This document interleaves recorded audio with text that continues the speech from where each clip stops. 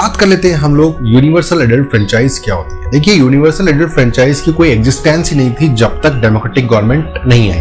Person को choose कर लिया जाता है, वो लुक आफ्टर करता है इन सारी चीजों को जो उस मोहल्ले, कॉलोनी और विलेज में हो रही है। उन सब चीजों जो पूरी कंट्री होती है उसको अलग अलग कॉन्स्टिट्यूएंसीज यानी एरिया में डिवाइड कर दिया जाता है।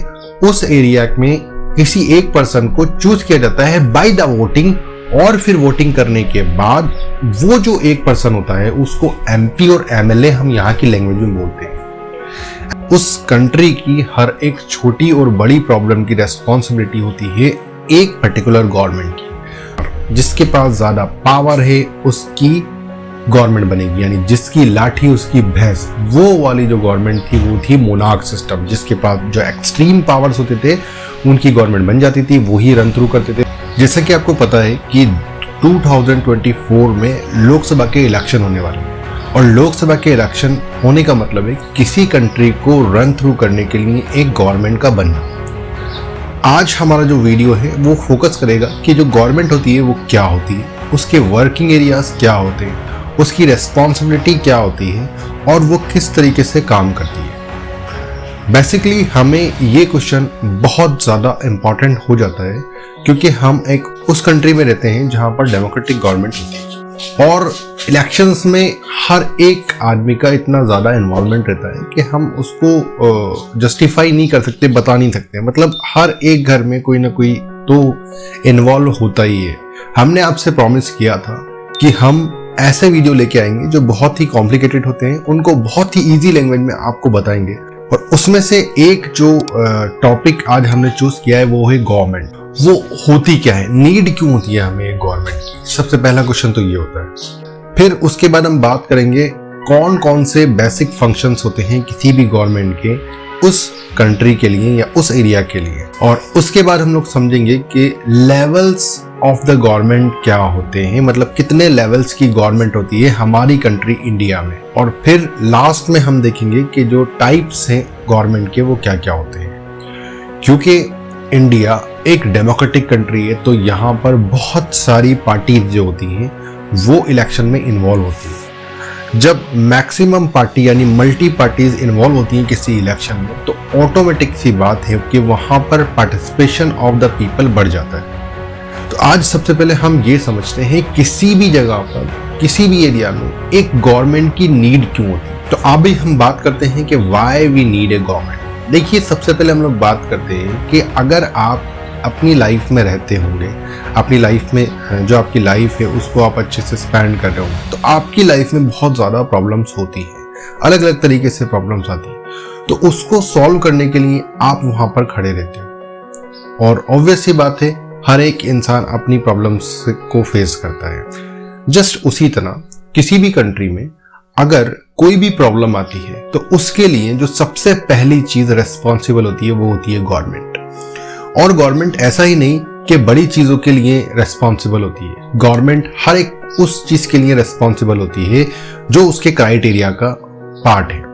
और जो भी चीजें लोगों को एक मेजर स्केल पर और क्या है स्मॉल स्केल पर फेस हो रही हैं, उन सब चीजों को डील करने की रेस्पॉन्सिबिलिटी, उन सब चीजों को सॉल्व करने की रेस्पॉन्सिबिलिटी होती है किसी भी गवर्नमेंट की। जैसे किसी कंट्री के साथ कोई वॉर चल रहा हो, किसी दूसरी कंट्री के साथ आपको कोई रिलेशन करना हो, आपकी खुद की कंट्री में आपको कुछ चेंजेस करना हो, आपकी खुद की कंट्री के लिए आपको कोई नॉर्म्स, रूल्स, रेगुलेशंस बनाने हो और उसको अप्लाई करना हो, और उस कंट्री की हर एक छोटी और बड़ी प्रॉब्लम की रेस्पॉन्सिबिलिटी होती है एक पर्टिकुलर गवर्नमेंट की। तो जो हमारा एक क्वेश्चन था why we need a government, तो इससे हमें पता चलता है कि जितनी भी ज़रूरतें हैं किसी कंट्री की उसको फुलफिल करने के लिए, उसको कंप्लीट करने के लिए, उसका सॉल्यूशन करने के लिए हमें ज़रूरत पड़ती है किसकी, गवर्नमेंट की। अगर हम बात करें नंबर 2 जो हमारा था वो था फंक्शन ऑफ ए गवर्नमेंट, मतलब जो गवर्नमेंट है वो किस तरीके से फंक्शंस करती है। तो हम वैसे तो गवर्नमेंट की इतनी ज़्यादा रिस्पॉन्सिबिलिटी होती है कि एक वीडियो हम उसको कवर नहीं कर सकते, बट फिर भी हम लोग ट्राई करेंगे कि स्पेसिफाई करें कुछ 5 और 6 पॉइंट में और आपको बता दें बहुत मोटा मोटे लेवल पे कि जो बेसिक फंक्शन होते हैं, जो मेन फंक्शंस होते हैं वो क्या होते हैं। आइए बात करते हैं सबसे नंबर 1 मेकिंग लॉ। देखिए गवर्नमेंट जो होती है उसको नॉर्म्स के अकॉर्डिंग, कॉन्स्टिट्यूशन के अकॉर्डिंग वर्क करना पड़ता है। तो उसका जो सबसे बड़ा काम होता है वो होता है किसी भी प्रॉब्लम या किसी भी चीज को सॉल्व करने का। जब वो सॉल्व करेंगे तो उसके लिए उनको कॉन्स्टिट्यूशन के अकॉर्डिंग चलना पड़ेगा, और कॉन्स्टिट्यूशन चलता है लॉ से। तो सबसे पहली रिस्पॉन्सिबिलिटी होती है किसी भी गवर्नमेंट की कि लॉ को मेक करना। देखिए सोसाइटी में इतने सारे अलग अलग तरीके के लोग रहते हैं, जिसमें अलग अलग रिलीजन आते हैं, अलग अलग कास्ट आती हैं, क्रीड आती हैं, और बहुत सारे अलग अलग तरीके के।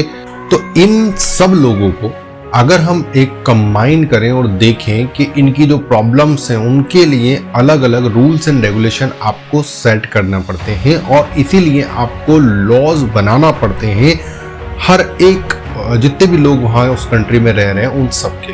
उसके बाद हम लोग बात करते हैं मेंटेनिंग लॉ एंड ऑर्डर। दोस्तों बहुत ही सिंपल सी बात है, जिस कंट्री में इतने अलग अलग तरीके के लोग रहते हैं वहां पर कॉन्फ्लिक्ट्स होना एक छोटी सी बात है। इसीलिए गवर्नमेंट जो होती है उसकी रिस्पॉन्सिबिलिटी होती है कि छोटे छोटे कॉन्फ्लिक्ट से लेके बड़े बड़े कॉन्फ्लिक्ट्स को डील करना, उनके अकॉर्डिंग उसको एक्शन लेना, और उस पर्टिकुलर एरिया में पीस मेंटेन करना, और लॉ एंड ऑर्डर का रूल होना, ना कि किसी ऐसे इंसान का जो ठीक नहीं है कंट्री के लिए और स्टेट के लिए।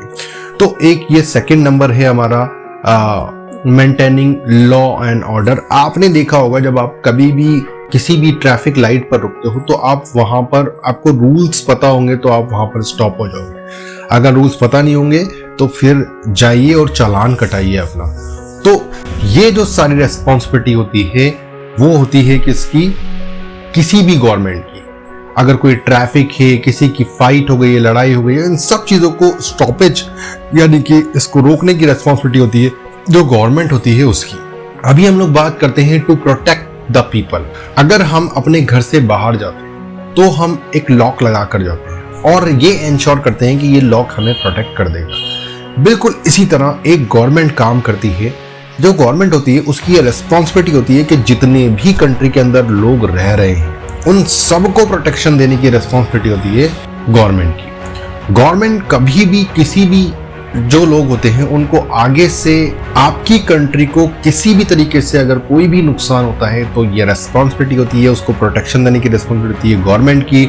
और गवर्नमेंट का रिएक्ट करना बहुत ज़्यादा ज़रूरी होता है उस पॉइंट ऑफ व्यू पर जब एक दूसरी कंट्री किसी दूसरी कंट्री पे अटैक करती है, और स्पेशली उस कंट्री के लोगों पर जो वहाँ पर रह रहे हैं। क्योंकि जो आर्मी होती है, जो पुलिस होती है, वो सारी चीज़ें वर्क करती हैं टुगेदरली, तब जाके आपको एक स्ट्रॉन्ग प्रोटेक्शन मिल सकता है किसी भी एरिया वाइज। उसके बाद हम लोग बात करते हैं आगे प्रोवाइडिंग फैसिलिटीज। जैसे आप फैमिली के लिए खड़े होते हैं, जहां भी फैमिली को नीड होती है उनको वो चीजें प्रोवाइड करते हैं।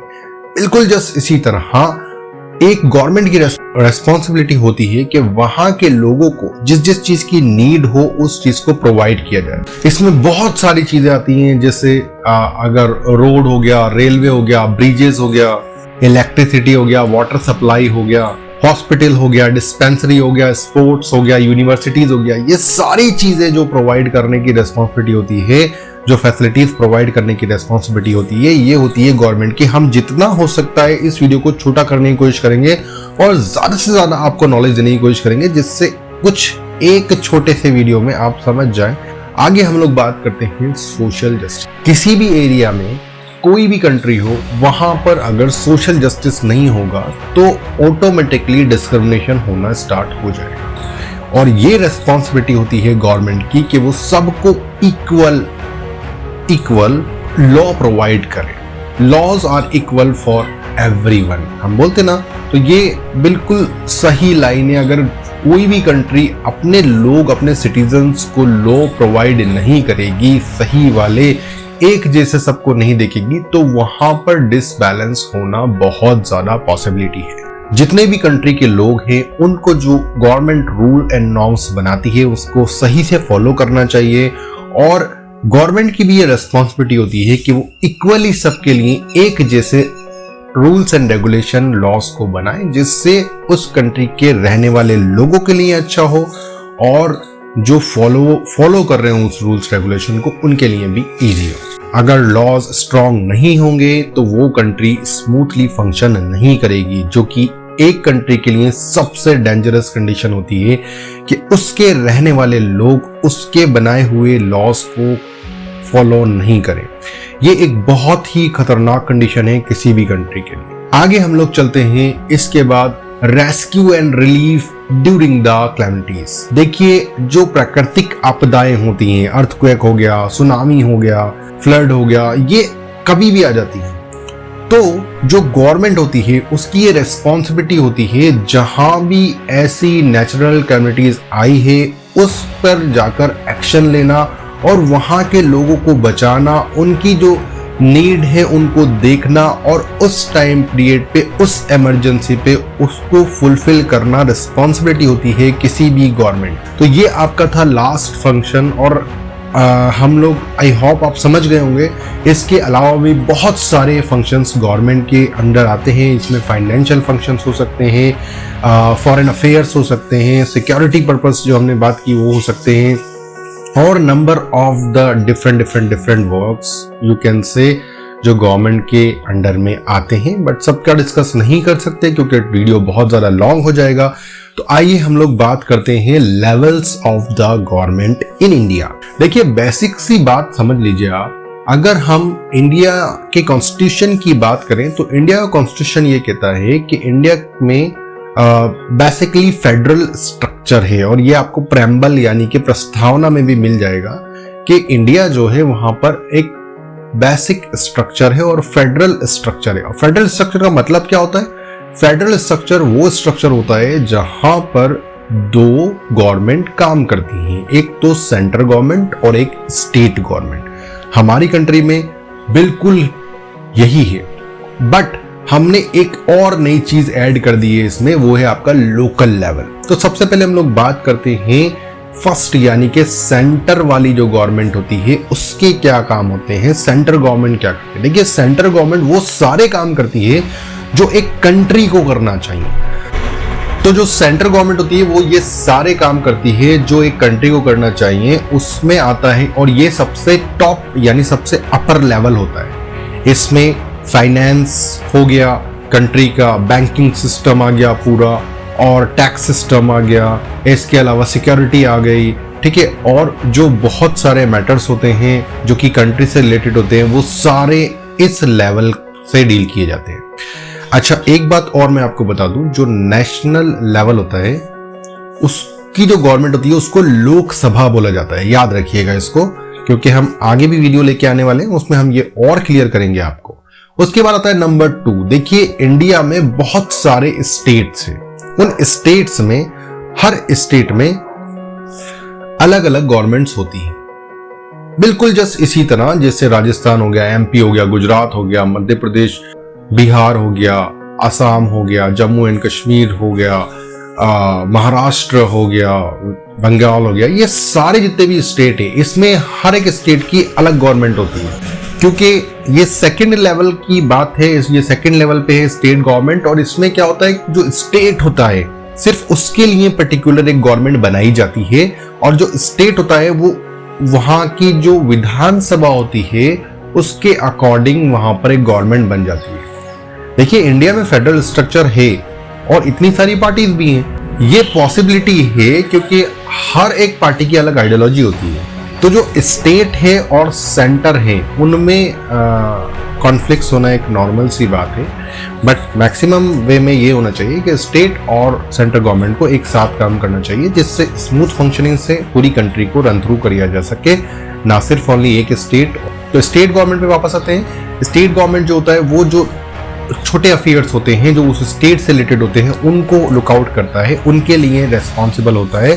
और जितनी भी चीजें होती हैं स्टेट में वो होती हैं स्टेट गवर्नमेंट के अंडर में। एक बात फिर से मैं बता दूं, जैसे हमने सेंट्रल लेवल पे लोकसभा के इलेक्शंस होते हैं जिससे गवर्नमेंट बनती है, यहां पर स्टेट लेवल पे विधानसभा के इलेक्शन होते हैं जिससे गवर्नमेंट बनती है।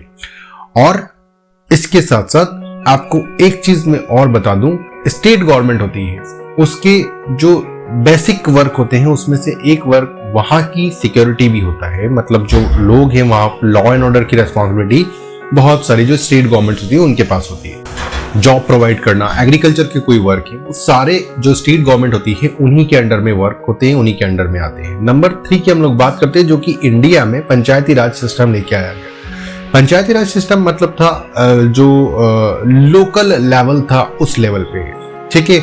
मतलब इसके अंदर जो होती है, ये थर्ड टायर भी कहलाता है, इसको थर्ड टाइप ऑफ गवर्नमेंट भी बोलते हैं। इसके अंदर होता क्या है कि जो छोटे छोटे एरियाज होते हैं, जैसे कॉन्स्टिट्यूएंसीज जो होती है वो बड़े लेवल की होती हैं।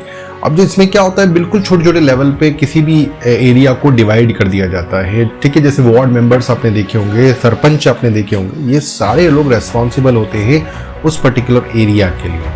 तो जो थर्ड लेवल है वो है आपका लोकल लेवल। इसमें जैसे आपके बाहर कोई कचरा पड़ा है, स्ट्रीट लाइट खराब हो गई है, पानी नहीं आना, ऐसी चीज़ों को डील किया जाता है और छोटे लेवल पे ही इनको सॉल्व आउट कर दिया जाता है।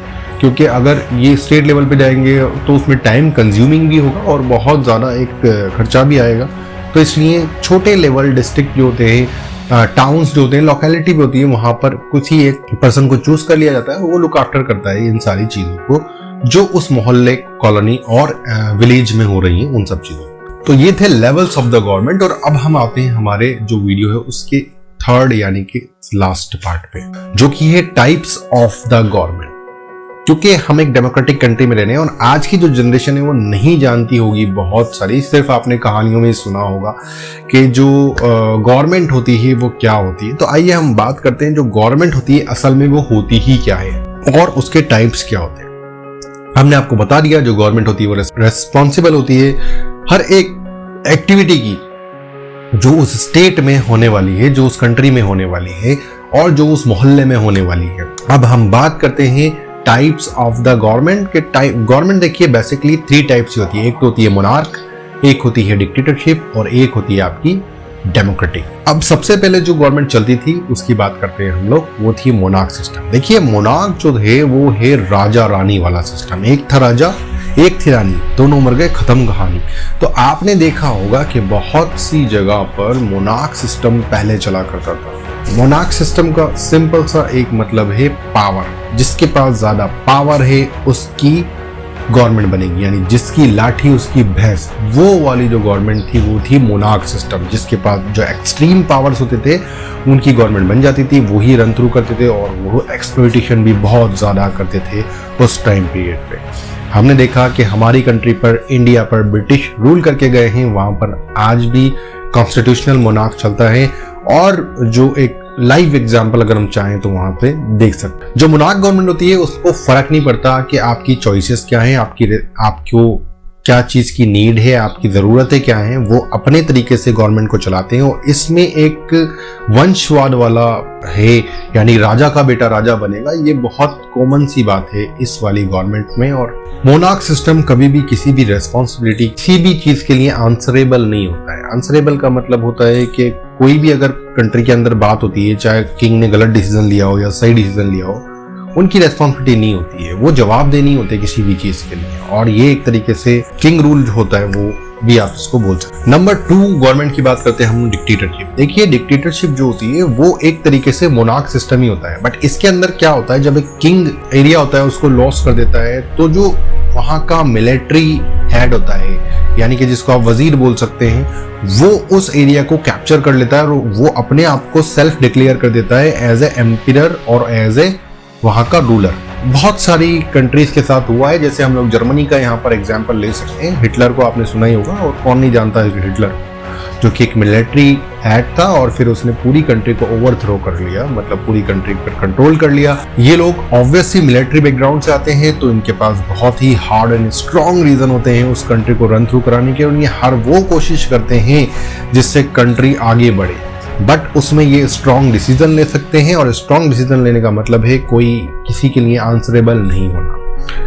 बेसिक सी बात है, ये मेजॉरिटी की जो होती है उसकी तरफ एक तरीके से इनका झुकाव ज्यादा रहता है। और ये जो होते हैं डिक्टेटर्स, ये मोस्टली आपको फोर्सली कोई भी चीज करा सकते हैं क्योंकि ये मिलिट्री से रिलेटेड होते हैं। इसलिए ये जो दोनों गवर्नमेंट हमने पढ़ी हैं ये बहुत ही हार्ड गवर्नमेंट होती है, जहां पर जो लोग होते हैं उनकी कोई वैल्यू नहीं होती है, जीरो वैल्यू होती है। वो किसी भी डिसीजन को लें, लोग नॉर्मल लोग होते हैं वो उसको क्वेश्चनिंग नहीं कर सकते। ये बहुत ही बड़ी डिसएडवांटेज है किसी भी जगह के लिए। कोई अगर गलती की है तो उसको क्वेश्चन भी नहीं कर सकता। और अब हम बात करते हैं सबसे शानदार, सबसे बढ़िया और सबसे लेजिमेट गवर्नमेंट की, वो है डेमोक्रेसी। दोस्तों, क्योंकि हम एक डेमोक्रेटिक कंट्री में रह रहे हैं और हम लोग कितने अच्छे से रह रहे हैं ये सब हम लोग जानते हैं। देखिए, जो गवर्नमेंट होती है डेमोक्रेटिक गवर्नमेंट, वो होती है रूल ऑफ पीपल, मतलब आप लोगों का रूल।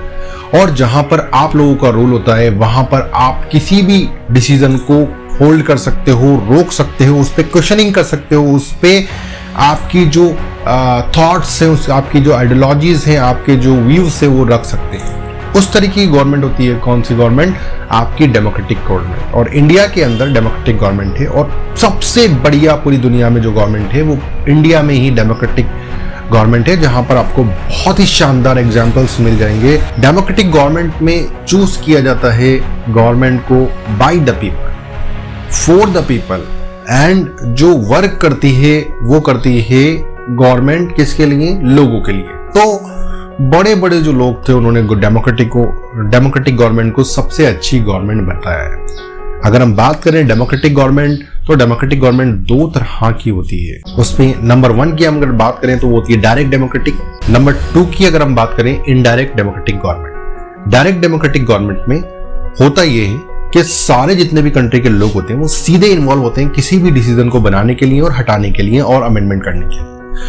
नंबर 2 पे अगर हम बात करें, इनडायरेक्ट डेमोक्रेटिक गवर्नमेंट, क्योंकि जिस कंट्री में पॉपुलेशन बहुत ज्यादा होती है उस कंट्री में डायरेक्ट डेमोक्रेसी बहुत ईजी बात नहीं है, बहुत बड़ी बात है। तो इसीलिए उस चीज का सोल्यूशन करने के लिए जो पूरी कंट्री होती है उसको अलग अलग कॉन्स्टिट्यूएंसीज यानी एरिया में डिवाइड कर दिया जाता है।